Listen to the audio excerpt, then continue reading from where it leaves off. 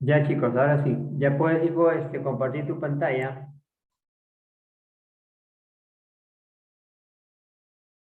Ujú. Ya pueden empezar.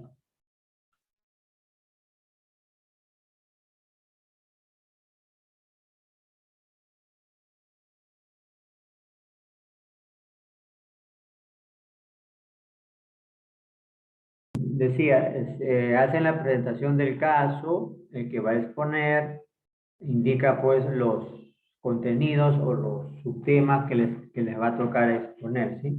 Bien, iniciamos, entonces ya pueden empezar, por favor.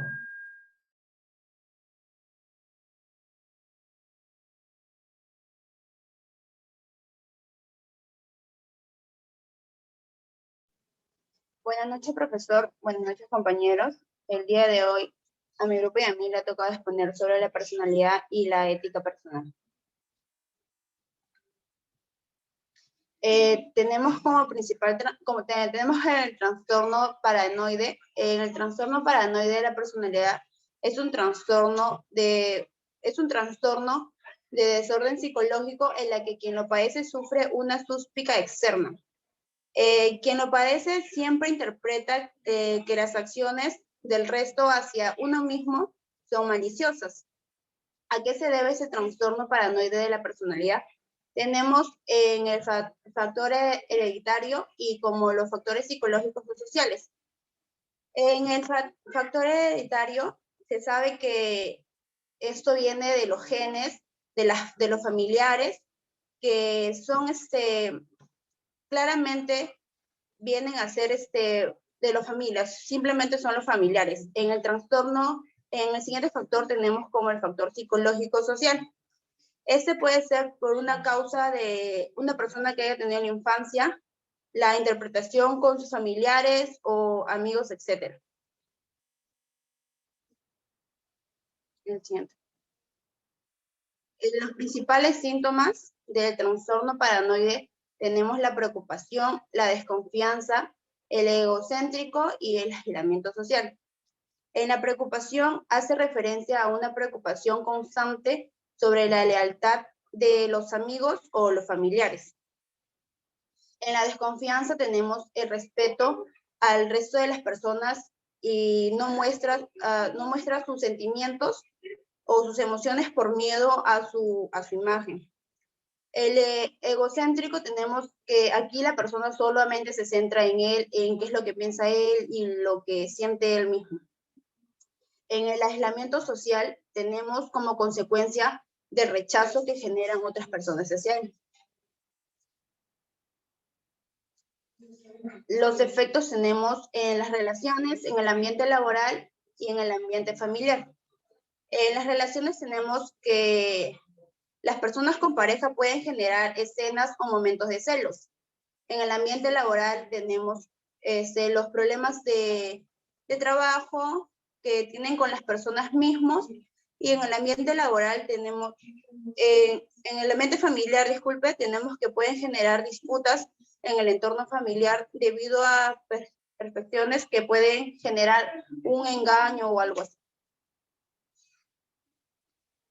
En los tipos tenemos trastorno paranoide fanático, trastorno paranoide maligno, trastorno paranoide querulante y el aislado.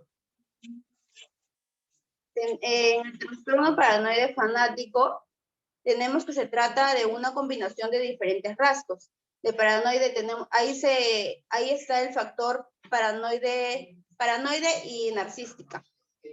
Es decir, las personas con ese trastorno, con este desorden, no confían en los demás. En el trastorno paranoide maligno, se trata de una combinación de rasgos paranoides y sádicos. Las personas con esta afección creen que se les va a agredir o hacerles algún tipo de daño.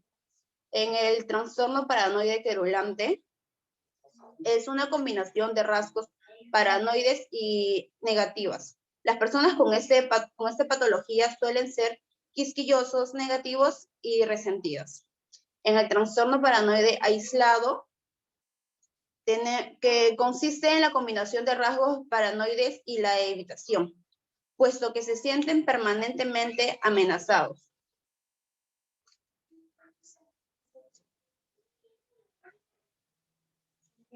Como otro trastorno tenemos el trastorno esquizoide. El trastorno esquizoide de la personalidad es una afección poco frecuente en la que las personas evitan la actividad social y continuamente evitan las interacciones con terceros. También tienen un rasgo de expresión emocional limitado. Es posible que parezcan ser solitarios las personas que sufren ese trastorno y prácticamente ellos quieran estar sin nadie a su alrededor, y en los síntomas tenemos que no desean ni disfrutan de relaciones estrechas, para siempre solo, no tiene amigos cercanos, carece de motivación y objetivos y son difíciles de expresar sus emociones. En las complicaciones tenemos algunas, como por ejemplo la esquizofrenia, el trastorno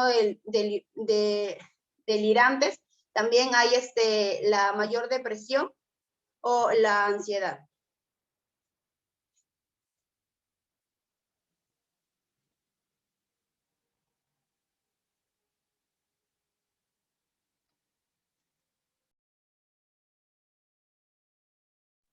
Y ya, profesor, esa primera parte ya está.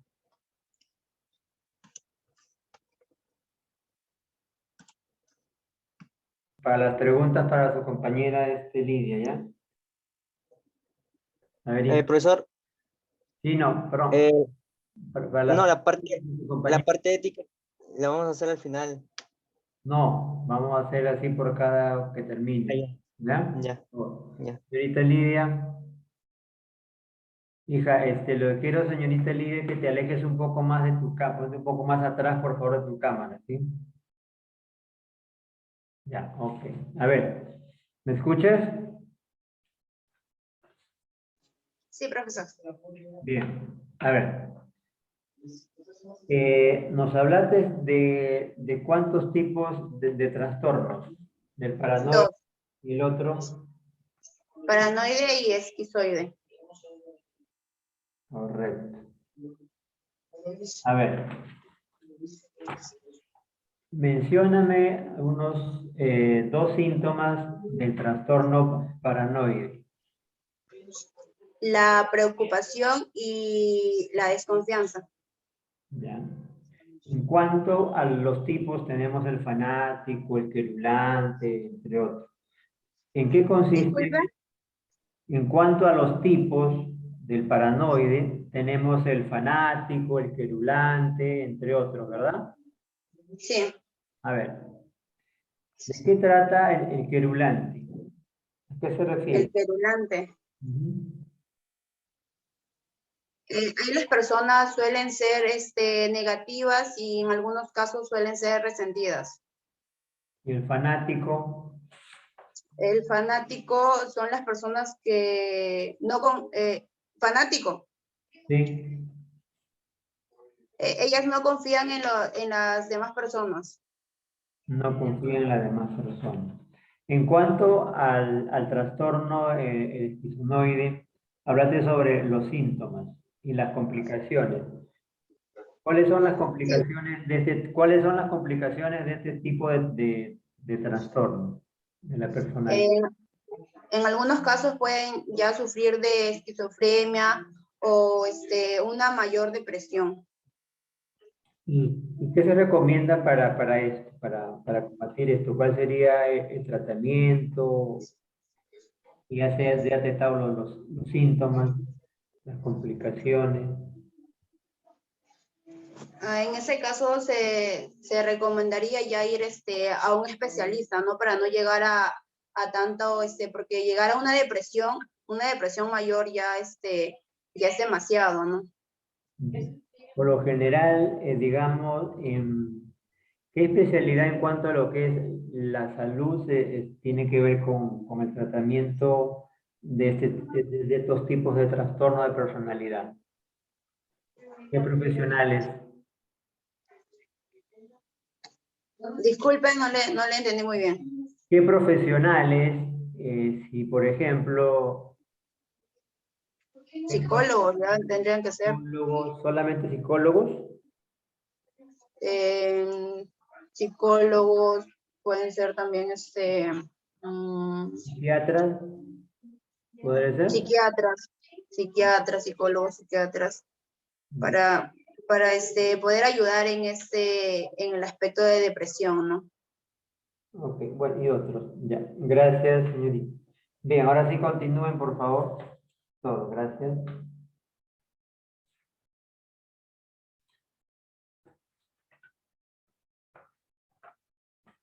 No se olviden, por favor, siempre tienen que presentarse, ¿sí? Buenas tardes, profesor. Bueno, quien le habla es Brenda Chumbes y yo voy a seguir con la exposición. Yo voy a hablar sobre lo que es el trastorno esquizotípico. En el trastorno esquizotípico es un padecimiento de salud mental en el cual una persona pues tiene dificultad con las relaciones interpersonales, ¿no? Y alteraciones de patrones de pensamiento, apariencia y comportamientos. Las personas de su entorno le denominan como si fuera una persona excéntrica o extraña. En ciertos momentos y en casos muy extremos, las personas no poner un discurso incoherente o sin sentido, ¿no? En los síntomas que presentan las personas con este trastorno, hemos destacado los más importantes. Como primer punto, tienen creencias que determinan incidentes o acontecimientos casuales y que ellos piensan que tienen mensajes ocultos exclusivamente para ellos, ¿no? Tienen una personalidad muy ansiosa, son muy ansiosos socialmente y tienen mucha falta de relacionarse con otras personas.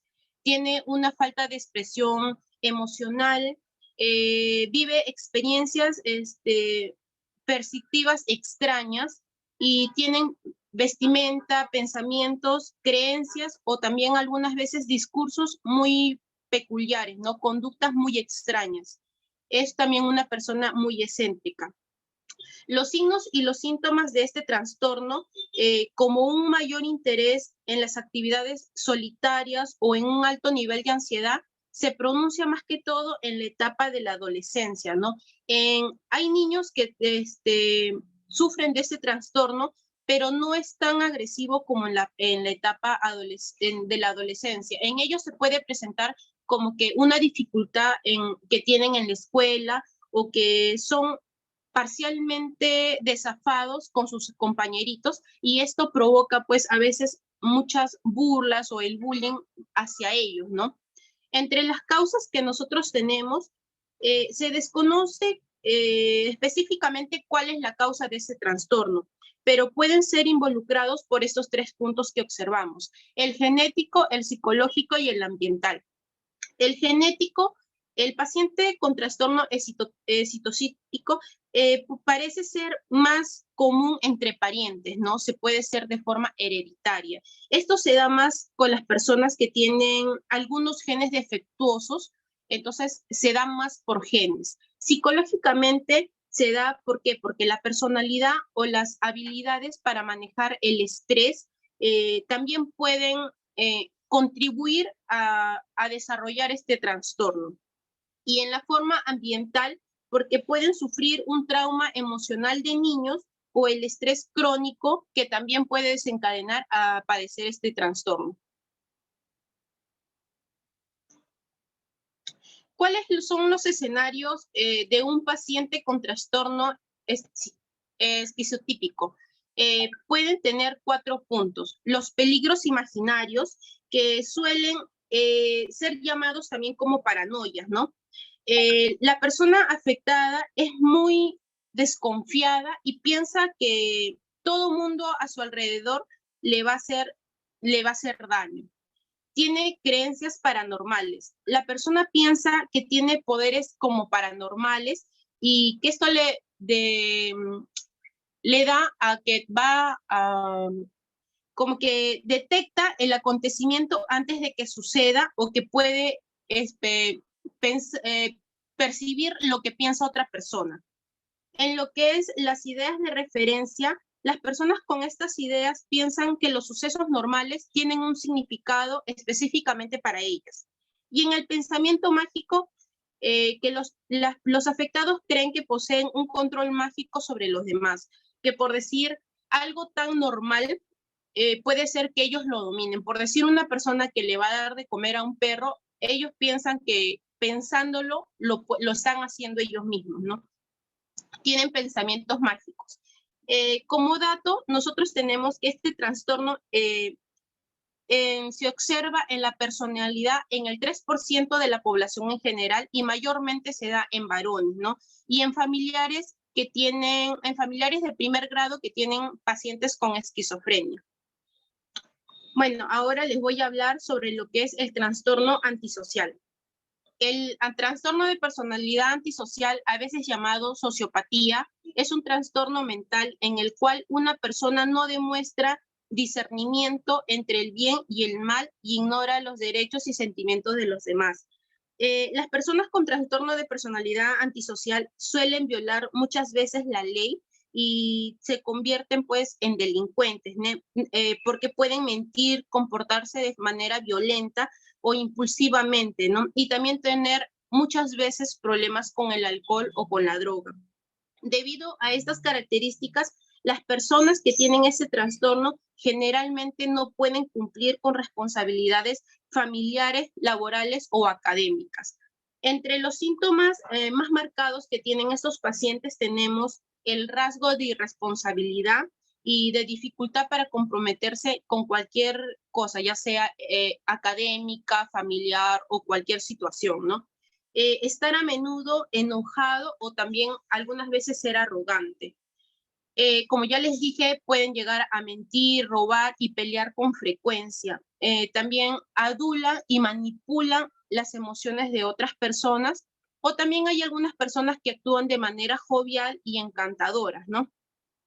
Aunque el trastorno de la personalidad antisocial no se considera un trastorno de por vida, en algunas personas ciertos síntomas pueden disminuir con el tiempo, ¿no? Puede ser porque la persona envejece o porque toma conciencia de que tiene muchas consecuencias su conducta antisocial. Las causas de este trastorno no tiene una causa exacta, pero sin embargo podemos, todas las que no tiene una causa exacta, pero podemos resaltar dos. Una, que los genes pueden ser vulnerables al presentar el trastorno de personalidad antisocial y las situaciones de vida que pueden desencadenar este trastorno, ¿no? O otra que es, durante el desarrollo del cerebro se pueden haber presentado cambios en el modo en el que el cerebro funciona. Ahora voy a hablar sobre el trastorno antisocial de la personalidad. Se observa mayormente en los varones y sobre todo en las personas que están en prisión. Muchos estudios sobre este trastorno que dice que se observa un mayor índice entre la edad de 4 años a 16 años, con la conducta de destrucción o desobediencia en el hogar.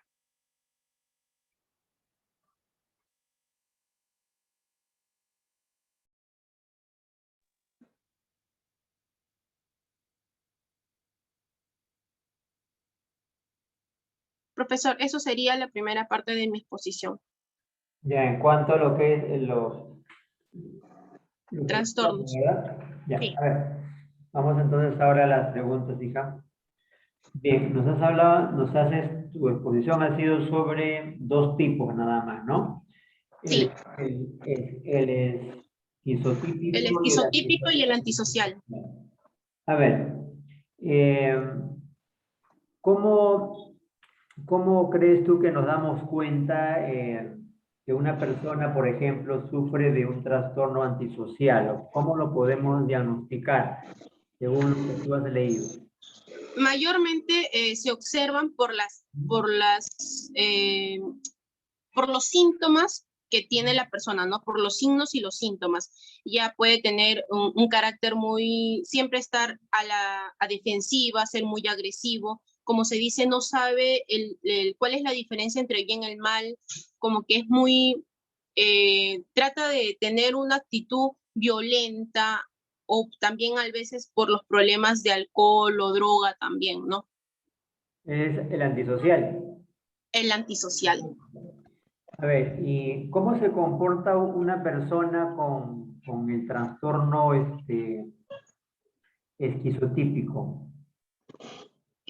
¿Cómo se comporta? Esta persona tiene una característica de que tiene pensamientos incoherentes. Trata de que todas las personas como que lo van a atacar a él, piensa de una manera incoherente, o sea, es fuera de la actualidad, ¿no? O sea, está en su mundo, por decirlo así.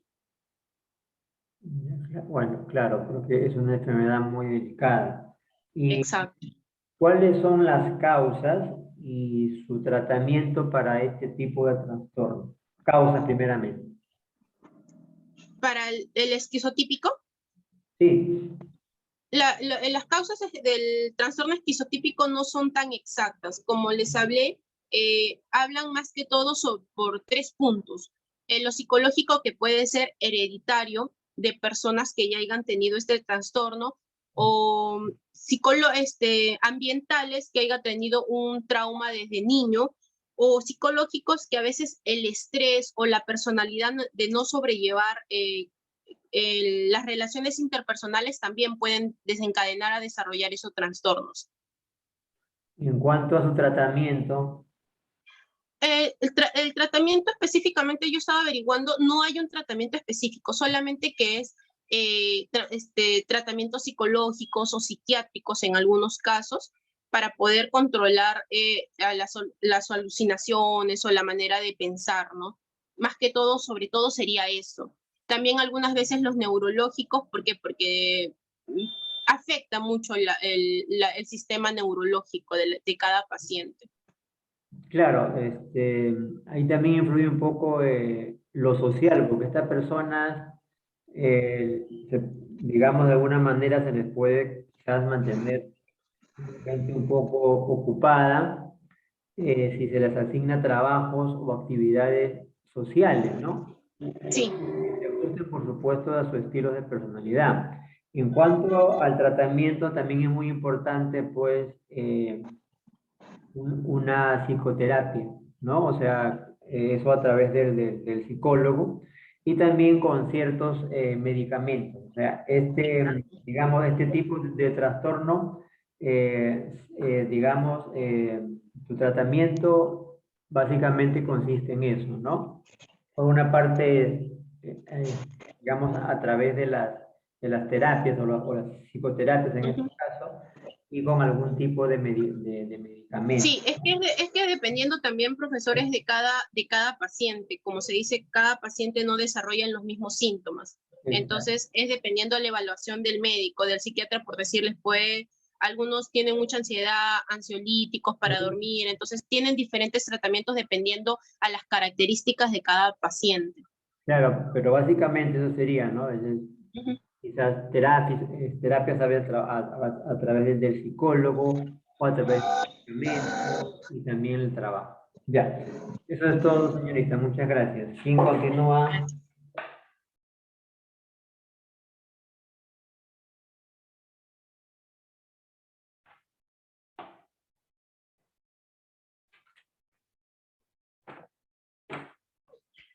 Profesor, buenas noches.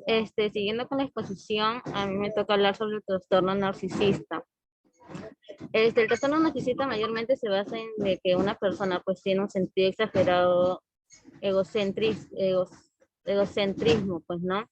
Es una afectación mental en la cual la persona tiene preocupación extrema por sí misma y la falta de empatía por otras personas. En este trastorno narcisista vemos los síntomas que mayor carecen es sobre la reacción a críticas con sentimientos de rabia, se aprovecha de otros para lograr sus propias metas, se considera importante, entre otros, ¿no? El trastorno narcisista tiene fantasías de grandes logros de ser admirado por su belleza, prestigio, influencia, etc. Ahora hablar del trastorno histriónico. Es todo aquello de que es una afección mental por la cual las personas actúan de manera muy emocional y dramática que atraen la atención hacia ellos. Usan estas apariencias físicas y actúan de una forma pues no inapropiada, como que seductoras o provocativas para llamar su atención. Mayormente acá los síntomas que hablamos del trastorno histriónica es la preocupación excesiva por la apariencia física, la preocupación también de cómo, la preocupación de vestirse seductoramente y provocativa, ¿no? Para llamar la atención de los demás. Y también es ser el centro de la atención.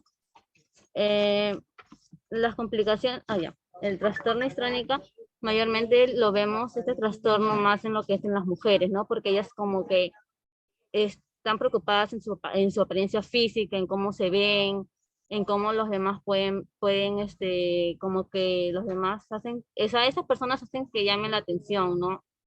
Las complicaciones de trastorno histriónica, esas situaciones de riesgo por experiencias emocionales fuertes y sus consecuencias son pues depresión y ideas suicidas. Ahora les voy a hablar sobre lo que es el objetivo ético personal. De una lea otra diapositiva. Eso de ahí después, para exponerlo todos juntos. ¿No se pone todo junto? No, esa es la primera parte de los trastornos. Ya, eso sí, eso es todo, profesor, sobre el trastorno. Nada más, señorita, todo. Sí, profesor. Pero si ustedes son varios integrantes y le dijo que tenían que dividirse, eso era para menos para 2 grupos. Bueno, a ver, vamos a empezar entonces con las preguntas, ¿no? Cuando hablas de estos tipos de trastornos, dame un ejemplo de qué significa lo que es una persona egocéntrica e histriónica. Repito, y con un ejemplo, explícame lo que es una persona egocéntrica e histriónica.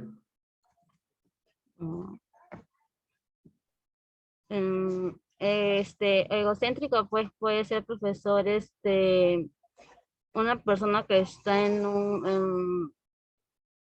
¿cómo puede ser? A ver. Siempre una persona egocéntrica siempre es la que va a mostrar sus medios posibles, que se sienten segura de sí misma, ¿no? Que así realmente ocurra todo lo contrario, ellas se sienten con la posibilidad de sí mismos. Eso es, vamos a ver, analiza bien. ¿Sabes lo que significa ego? Como te dicen, satisfacer tu ego. ¿Qué es el ego? De ahí viene pues egocentrista. ¿Qué es el ego? Es una personalidad, una persona.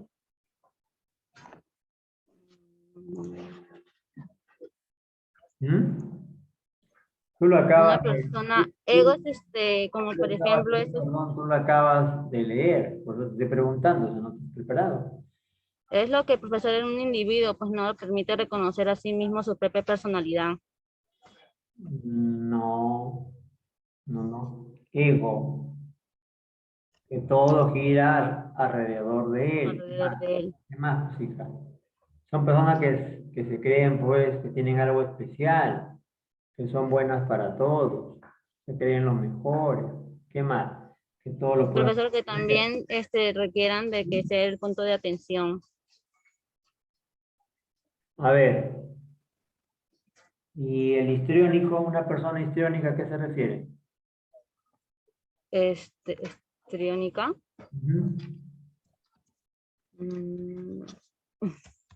Mira, no te has preparado bien. Tus demás compañeras, ¿no? Entonces, de ejemplo, se han preparado. Pero tú, ¿qué pasó? Solamente te ha tocado lo más sencillo, lo más fácil de todo. Sí, profesor. El histriónico, pues, hija, viene a ser, es la persona, pues, que actúa. Es De como, manera muy emocional y dramática, profesor. es como un actor, ¿ya? Pero Sí. él actúa de acuerdo, pues, a sus intereses, pues, hija. Por eso estamos hablando de trastorno de personalidad. Las personas te pueden engañar, te pueden acusar, ¿no? puede hacer, como dice, su teatro, te puede decir miles de cosas para poder conseguir lo que quiere. Son personas histriónicas, etcétera. De última pregunta, vamos a ver, no creo que no te has preparado de hecho.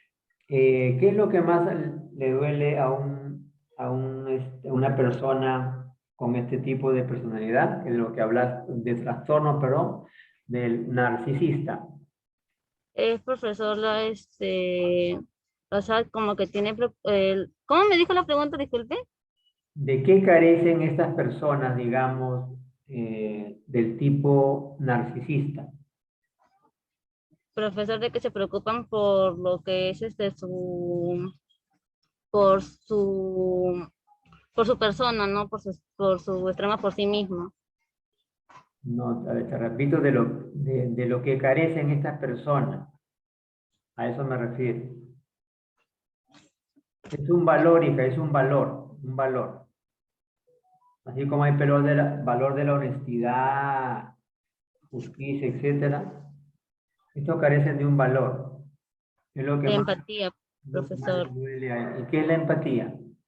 la falta de empatía. ¿Qué es la Es empatía? ponerse en el lugar de la otra persona. A ver, dame un ejemplo. Como por ejemplo, profesores en el trabajo, ¿no? Pues a una compañera le va mal.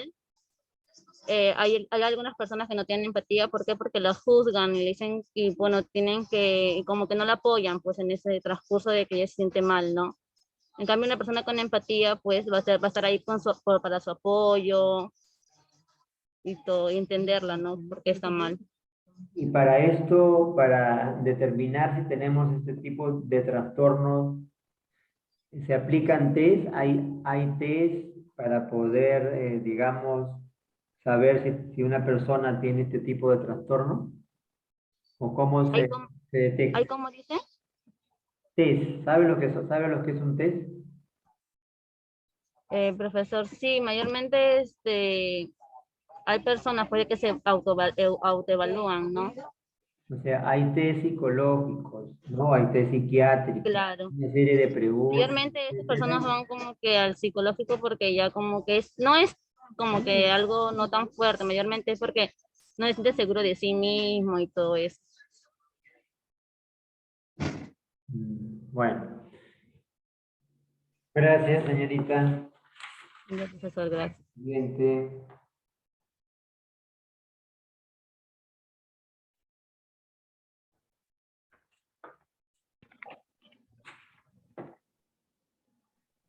Buenas noches, profesor. Quien le habla es la alumna Hacha Guerra y me toca exponer sobre el trastorno del límite.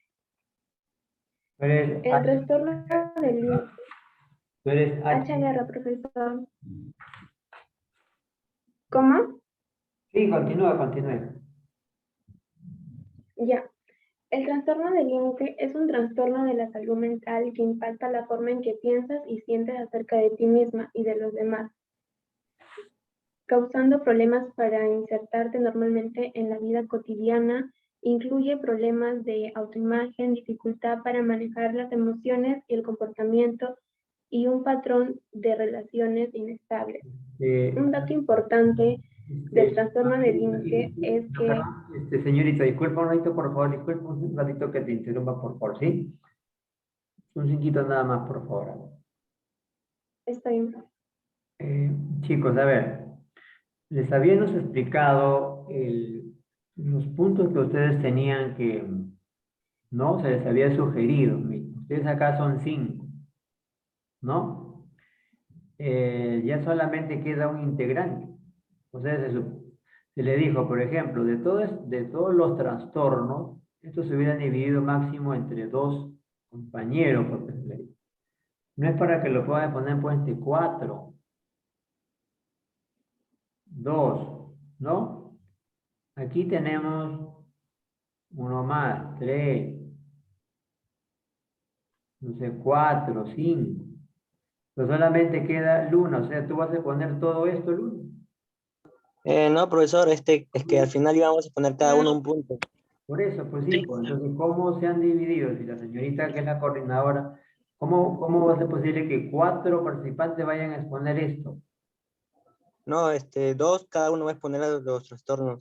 No, hijo, pero ¿cómo es posible que cuatro personas, cuatro integrantes, y cuando yo les expliqué, cuando les dije, hay que tratar de trabajar, ¿no? Cuando ustedes se dividen, no, pues chicos, ¿y estos temas de acá? Profesor, nosotros al final lo vamos a exponer eso.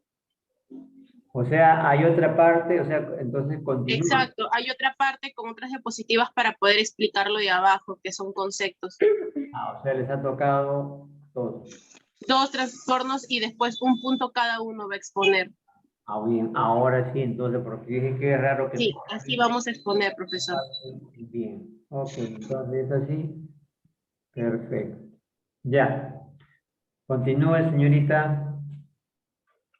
Ya, profesor.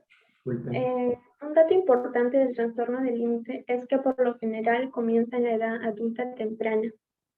Bueno, los síntomas. Un miedo intenso de abandono, pues la persona puede llegar a tomar medidas extremas para evitar una separación o rechazo de otra persona. Un patrón de relaciones intensas inestables, como idealizar a una persona por un momento y luego creer que esa persona no muestra interés o es cruel. Grandes cambios de humor. Los cambios de humor de la persona que sufre el trastorno del límite puede durar desde algunas horas hasta algunos días, que pueden incluir felicidad intensa, irritabilidad, vergüenza o ansiedad. En las causas se puede asociar con lo siguiente: la genética, pues indican que los trastornos de la personalidad pueden ser hereditarios o se pueden asociar estrechamente con otros trastornos de la salud mental que ocurren dentro de los miembros de la familia. Anomalías cerebrales. En algunas investigaciones se ha demostrado la presencia de cambios en ciertas áreas del cerebro relacionadas con la regulación de las emociones, la impulsividad y la agresión. Trastorno por evitación. El trastorno de la personalidad de evitación, conocido también como trastorno de la personalidad ansiosa, se caracteriza por mostrar un patrón acusado de inhibición social. Los pacientes con ese trastorno de evitación en realidad sí desean relacionarse con las demás personas, pero debido a que tienen un temor, solamente se quedan solitarios. Los síntomas. Bajo autoestima. Las personas se sienten inferiores y se tienen poca confianza en ellos mismos. Aislamiento deliberado de otras personas. Las personas pueden llegar a encerrarse durante largo periodo, ya sea en su domicilio o habitación, donde ellos realmente se sientan seguros. Timidez extrema. Evitación del contacto físico y hipersensibilidad, que es a las críticas, sentimiento de rechazo ante cualquier comentario negativo.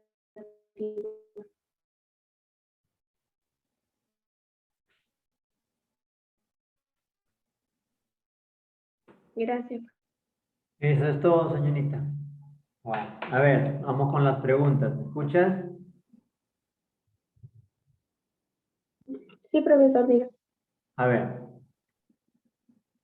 has hablado sobre el trastorno de la personalidad límite, lo que es la evitación, ¿y cuál es la otra?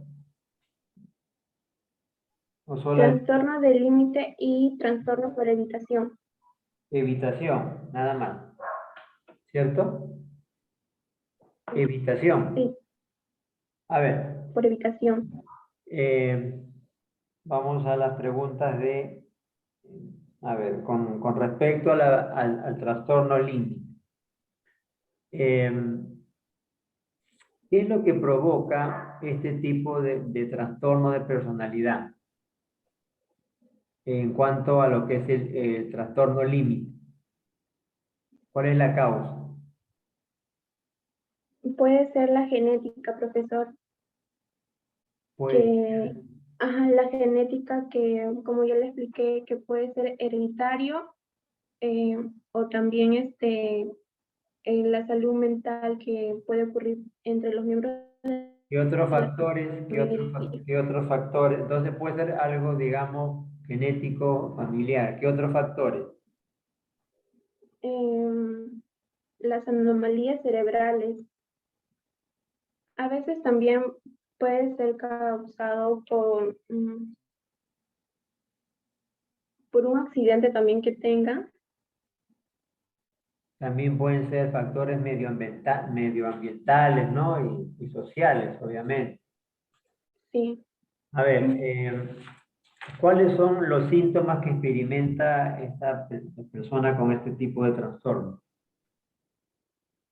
Los síntomas son su comportamiento impulsivo y riesgoso. Además, cuando una persona, por ejemplo, tiene una pareja y sus relaciones son inestables o intensas, por ejemplo, una frase que pueda fastidiar a esa persona podría ser que su pareja le dijera en algún momento, hoy comeré en la oficina, y esa persona lo puede interpretar como que no le apetece comer con ella y que se prefiera comer con otras personas.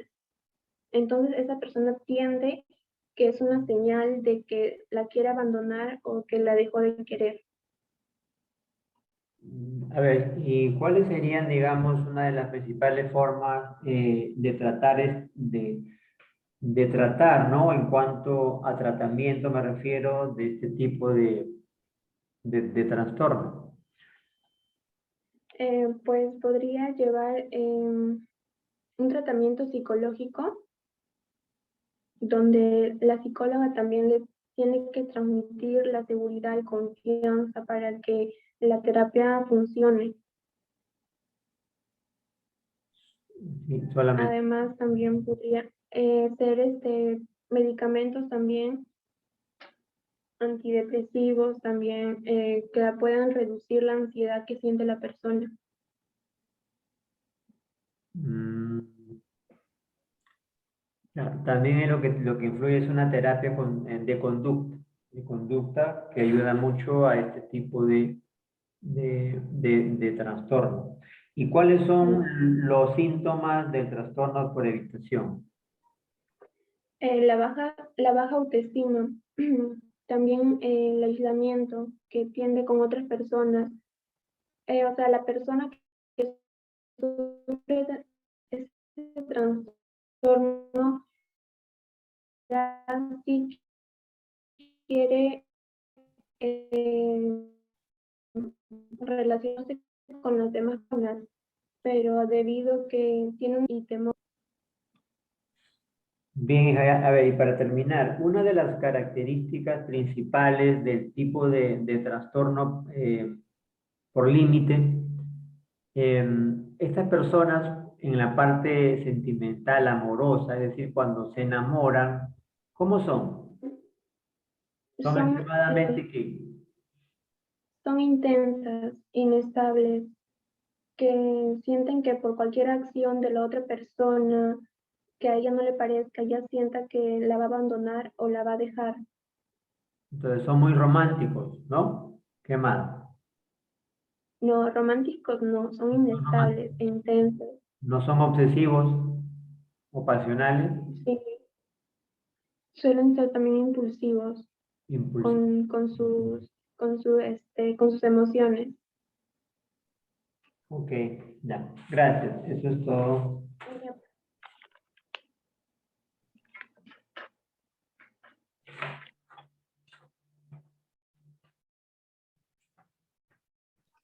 Bueno, continuando con la exposición, les voy a hablar, bueno, mi nombre es Luna Cabrera Christopher y les voy a hablar sobre el trastorno dependiente y el trastorno obsesivo compulsivo, ¿no? El trastorno dependiente básicamente se caracteriza porque la persona se apega mucho a otras personas que lo rodean, ¿no?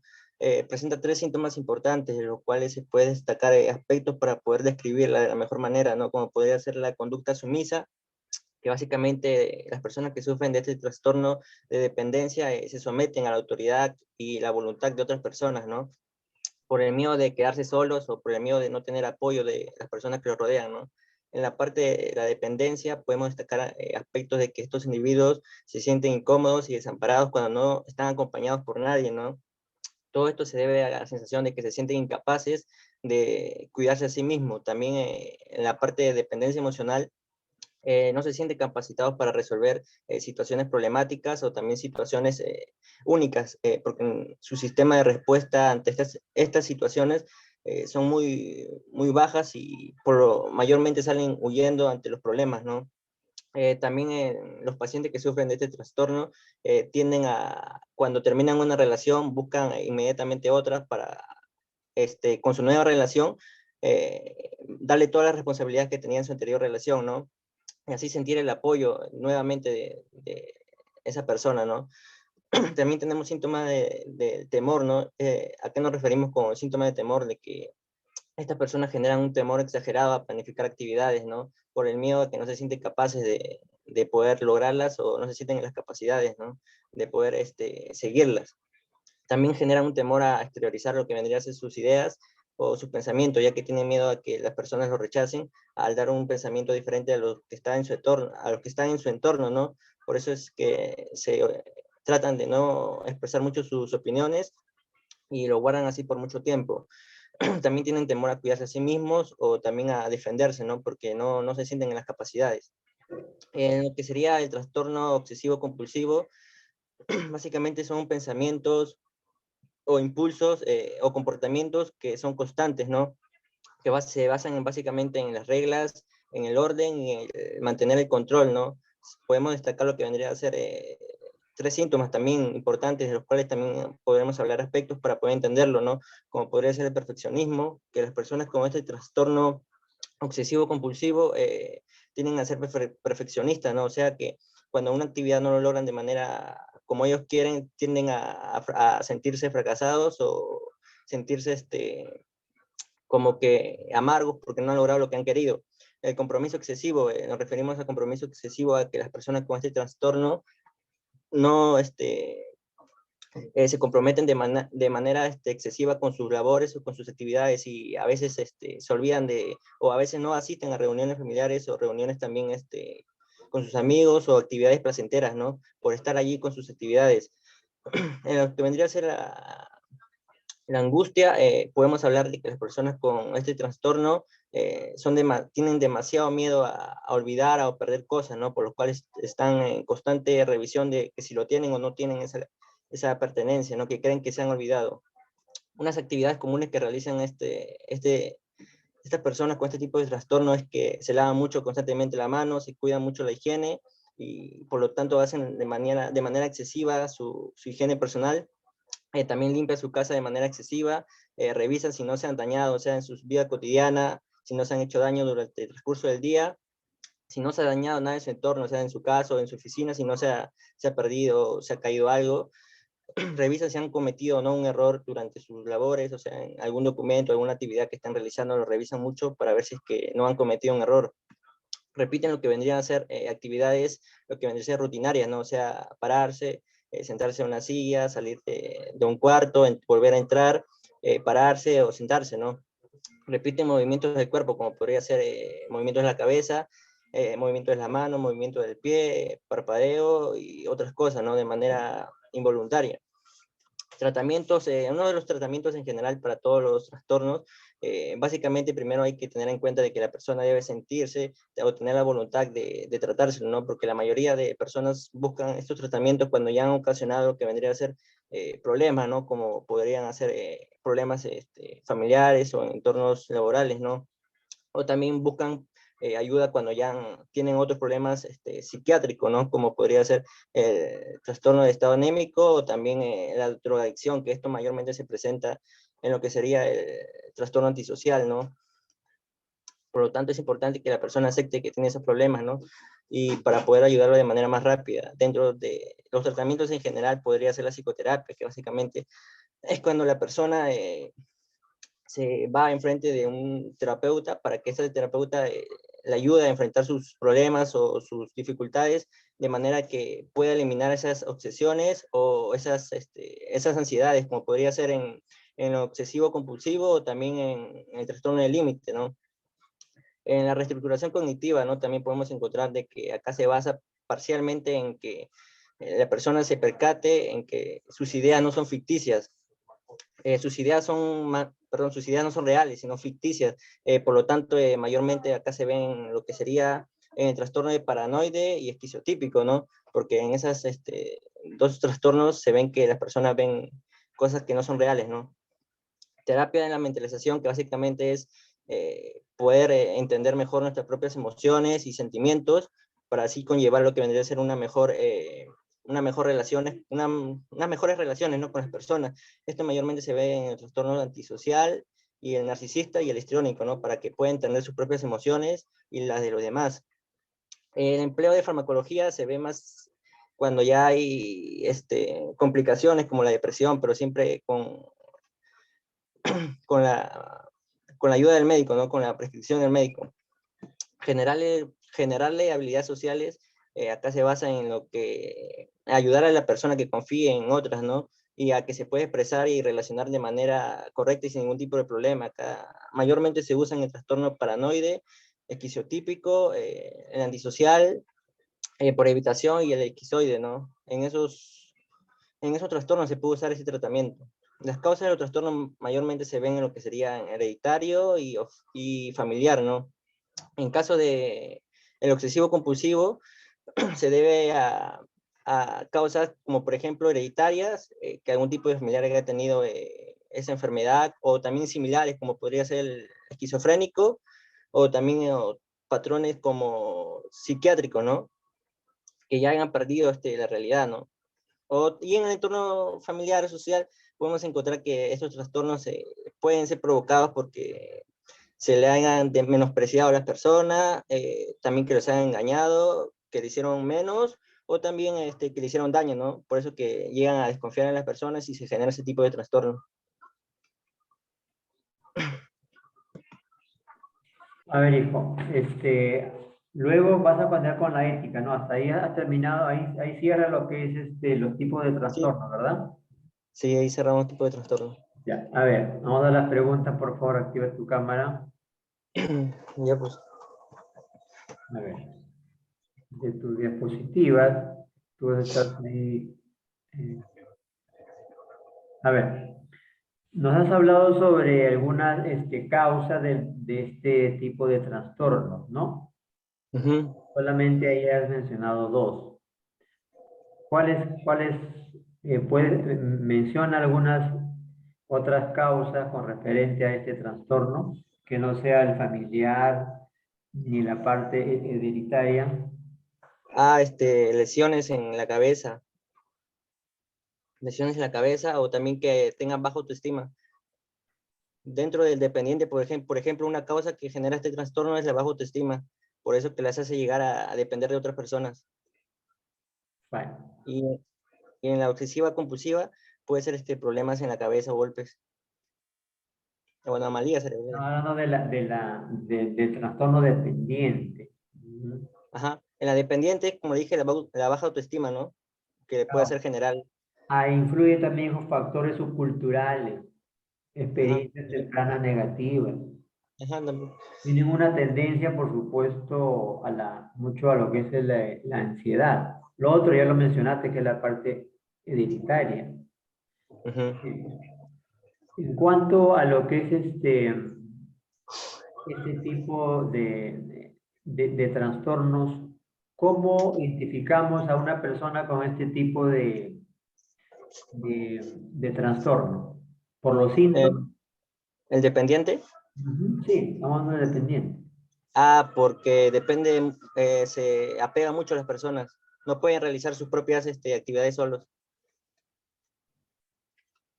Ya, pues te decía, o sea, cuando antes te preguntaba de las causas, ahora estamos preguntando algo similar. O sea, digamos, ¿cómo sabes si una persona es dependiente? O sea, ¿cómo podemos identificarla? No, ya tú lo has mencionado, pero lo estás dando como las causas. Tienen, por supuesto, ya tú dices, baja autoestima, ¿no? Y Ajá. autodesprecio. ¿Qué más? Baja autoestima también tienden a sentirse lo que vendría a ser desamparadas, ¿no? O incómodos cuando están solos. ¿Se les hace, digamos, dificultoso tomar algún tipo de decisiones? Sí, sí, porque necesitan la opinión de los demás. Son responsables digamos, en sus obligaciones o actividades que tienen que realizar. Mayormente los dependientes sí son responsables, pero como dije, necesitan apoyo de otras personas, porque si no, no lo hacen. Ya, en cuanto a los tipos, ¿no?, de dependencia, tú has mencionado muchísimos. ¿A qué se refiere la dependencia física? ¿Dependencia física? Ujú. Ya, La hay dependencia, varios tipos, en este caso, ¿no?, de lo que es el trastorno dependiente. ¿A qué se refiere la dependencia física? podría ser que la persona, o sea, depende de su físico, no solo ya de otras personas, sino de cómo él se ve. No, no, no. Dependencia física, hijo. O sea, tu trastorno es dependiente, o sea, que depende, ¿no? Depende de. Depende de... Entonces digo, ¿a qué se refiere? Por ejemplo, yo digo la dependencia sensorial, ¿no? ¿No? Yo digo ahora dependencia física.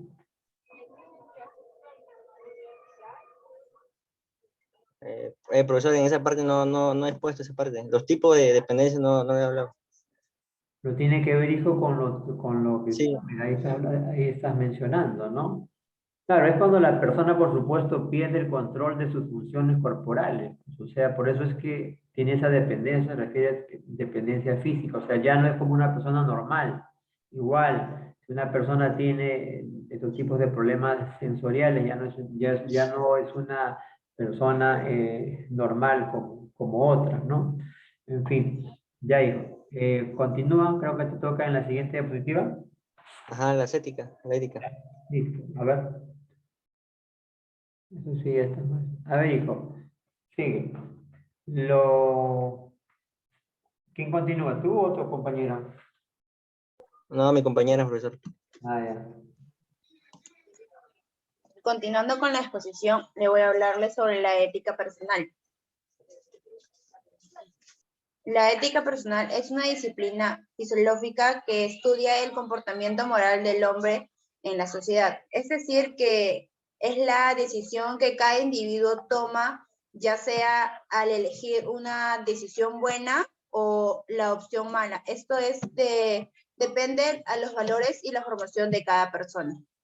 A ver, hija, perdón, disculpa que te interrumpa. ¿Qué es lo que vas a exponer aparte de la ética personal? No, solo me tocó sobre el concepto de la ética personal. Ya, hija, bueno, ahí quedamos. ¿Quién sigue, por favor? Ya, eso, ya. ¿Quién sigue? A ver. Yo, profesor, yo voy a hablar sobre lo que son los principios éticos. Ajá, ya Eh, ves. A ver, hija, te rogaría que, bueno, eso ya lo hemos también mencionado.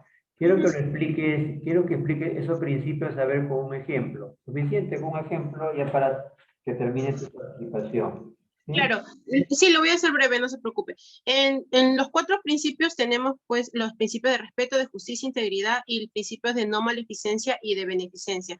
En lo que se respecta a lo que es principio de respeto, no precisamente el principio de no se refiere este principio a lo mismo que decir claramente yo respeto a esta persona o tienes que ganarte mi respeto, ¿no? Esto va mucho más allá de una forma especial de respeto, similar a una admiración por la persona, ¿no? El principio de respeto supone un respeto en general que debemos tener a todas las personas, donde reconocemos que cada persona tiene el derecho y la capacidad de tomar sus propias decisiones. En lo que respecta al principio de justicia, se trata de que la gente debe ser tratada de forma apropiada, ¿no? Puede expresarse de diversas maneras, ya que la justicia tiene varios tipos, ¿no? Por decir, tiene que haber bastante igualdad en justicia. Hay algunas personas, por ejemplo, por no tener dinero, no reciben el mismo tipo de justicia que otras personas que sí lo tienen. Más o menos se basa a esto, este principio de justicia. Y el principio de integridad es no solamente ser profesional para ejercer una profesión, sino hay que ser un poco más coherente con la profesión, pero siguiendo las normas deodontológicas de cada una, ¿no? Por decir, a la persona que de tratarlo con normas legalmente y no solamente con un interés egoísta. En lo que es el principio de no maleficencia, se refiere a lo que es que todas tus acciones no deben dañar a otra persona y que debes ver por el bienestar de todas estas personas, ¿no? A esto se refieren los principios éticos. Hija, el ejemplo estamos pidiendo hace ratito, por favor. Pues por eso, a eso me refiero, profesor. En lo que es de principios de no maleficencia, que no debemos lastimar a las personas, no dañarlas, como que no menospreciarlas. La integridad que nosotros como profesionales debemos de tener las normas claras para poder atender a una persona, para poder darle el servicio o a la profesión que nosotros nos dediquemos. Y la justicia, por ejemplo, le estoy poniendo que la persona que, por decir, tiene dinero, no recibe la misma justicia a una persona que sí tiene dinero. Y los principios de respeto, que todas las personas tenemos pues el derecho de poder elegir lo que nosotros queramos, que todas las personas, no porque estés pagando un servicio, no vas a tratarlo con menos respeto por algo que no te van a pagar. Ya, gracias. ¿Quién sigue?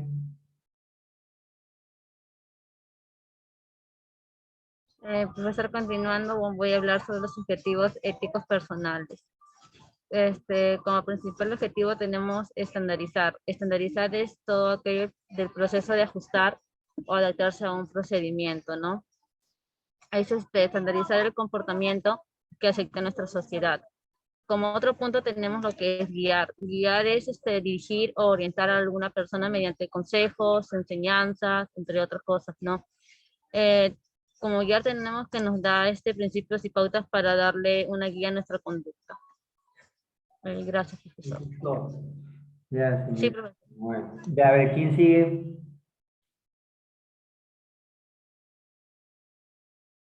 A ver, señorita Enchante. Profesor, continuando con la exposición, ¿cómo contribuye la ética al desarrollo personal? Pues la ética sirve para conocer y valorar el significado de la dignidad personal, de la libertad, del bien y de la verdad, además de ayudar a reflexionar sobre los principios que orientan la conducta. La ética nos enseña a comportarnos en la sociedad, a respetar los derechos de las demás personas, a tratarlos de igual manera a todos dentro de una sociedad sin importar el estatus social. En conclusión, la ética debe estar presente en todo momento, ya que nos permite ser mejores profesionales, pero sin duda alguna nos hará mejores personas para convivir en una sociedad y poder generar cambios. Eso es todo. Profesor, continuando con la exposición, le voy a hablar sobre los tipos de éticas, ¿no? Podemos encontrar la metaética, la ética aplicada y la ética normativa, ¿no? Dentro de estos tipos de ética también hay subtipos de ética, ¿no? Que también se estudian, ¿no? Pero va englobado al tipo de ética en general, ¿no? A ver, Como, hijo, si nos puedes, perdón, solo un ejemplo nada más de dos tipos de ética, nada más, para terminar. Ejemplo.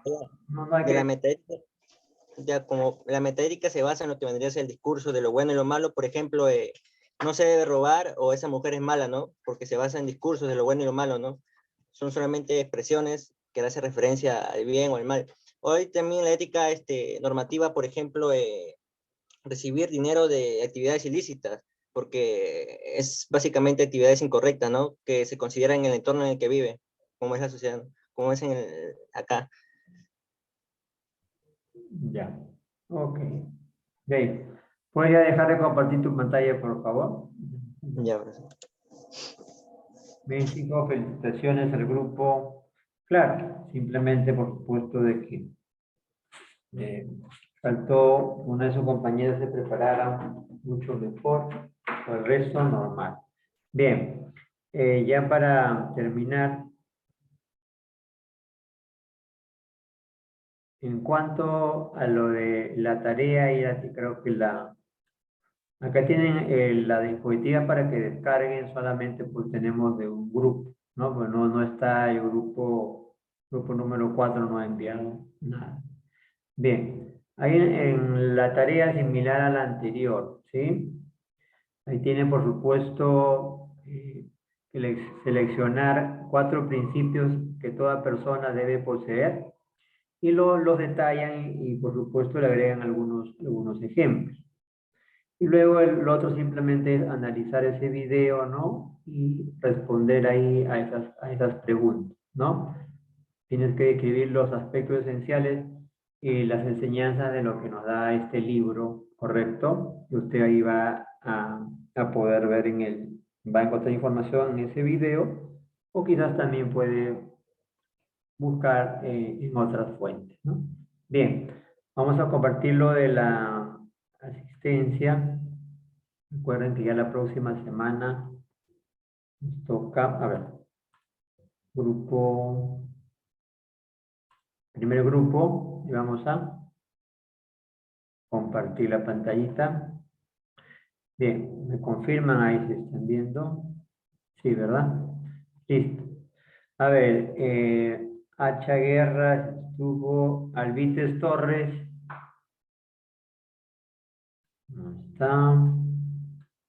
Anchante de la Cruz también. Arroyo. Presente, profesor. Asensio. Aybar. Cajamarca. Chumbes y Cuevas. Presente, profesor. Fernández. Fernández presente, profesor. Flores Marquina. Presente, profesor. Florian. Presente, profesor. Hernández García. Hernández. Presente, profesor. Herrera Huacachi.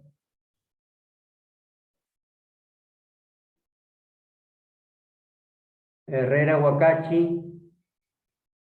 Puedes escribir por el chat, aunque no uses tu micrófono. Tampoco. Guamaní López. Presente, profesor. Buenas noches. Legua Arones. Legua. Presente, profesor. Martínez. Presente, profesor. Ramos Altamirano. Ramos García. Presente, profesor. Reyes López. Presente, profesor. Serna Yarma Rocío. Presente, profesor. Presente. Flor. Presente, profesor. Torre Galindo. Presente, profesor. Vilches. Presente, profesor. Polanco. Presente, profesor, presente. Herrera Escribas. Presente, profesor. Ventura Encalaya. Bien, a los que ya he llamado pueden ya dejar o salirse de la reunión, no hay ningún problema porque ya terminamos. Solamente vamos a concluir con el otro grupo, ¿sí? A ver, Álvaro, no. Aquí G. Silva. Presente, profesor. Ábalos Rojas. Presente, profesor. Barja Medrano. Barja. Presente, profesor. Bautista. Presente, profesor. Carpio. Chiroque. Cordero. Presente, profesor. Cristóbal.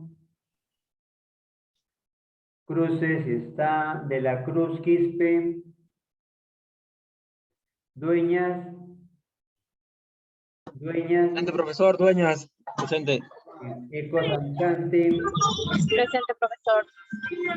Martín. Víctor. Presente. Guamaní Caguay. Presente, profesor. Lemasca. Presente, profesor. Buenas noches. El León. Presente, profesor. Luna también. Mendoza, Presente, profesor. Noah, Pallín, Poma, Presente, profesor. Pallín, perdón, Poma, Sarmiento Bautista, Sarmiento, Presente, profesor. Valderrama, Presente, profesor Valderrama. Valentín. Presente, profesor. Buenas noches. Bien, ¿alguien que no haya llamado a este grupo o el otro? Todos, ya. Bien, chicos, entonces, eso es todo por hoy. Nos